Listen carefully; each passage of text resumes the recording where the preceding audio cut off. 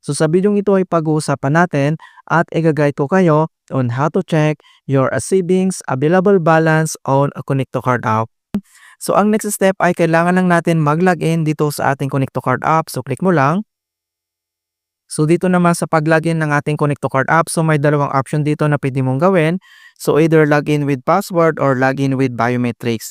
So since activated na yung ating biometrics, ito yung gagamitin natin. So kailangan mo lang i-click dito yung login with biometrics. Itap mo lang dito sa mobile screen yung fingerprint mo na registered para ma-access kagad natin yung ating account. Ayan. So ganun lang po siya kabilis. Okay, so kung paano ba natin i-check dito yung ating savings available balance. So dito lang sa ating Connect to Card app homepage and then makikita mo na dito yung ating pledge balance. Okay? So ang terms na pledge balance at available balance dito sa Connect to Card apps natin ay associated ito ng card bank na related sa entities at typically na may kahulugan sa banking at savings natin. Alright?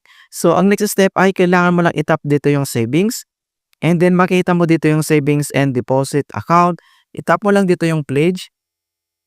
And then, makita mo na dito yung ating pledge balance. And then next, ito yung available balance. Okay? So, magkaiba po sila ng amount. Alright, so may explanation yan.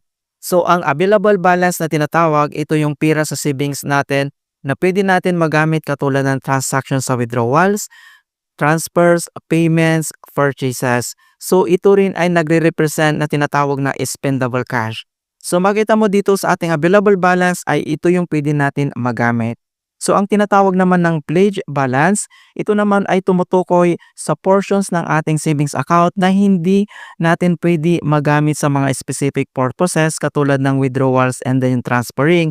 Ito yung tinatawag na pangakong ipon ni Connect to Card app. So itong features ni Connect to Card apps mga kaibigan. Kumbaga, pan na ito ng ating account na hindi natin pwedeng magamit sa mga specific purposes niyan.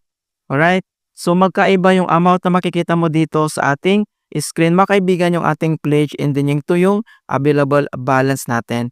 Alright? So ganun lang po yung explanation dito mga kaibigan, yung tinatawag na pledge balance and then yung available balance natin dito sa Connect to Card app.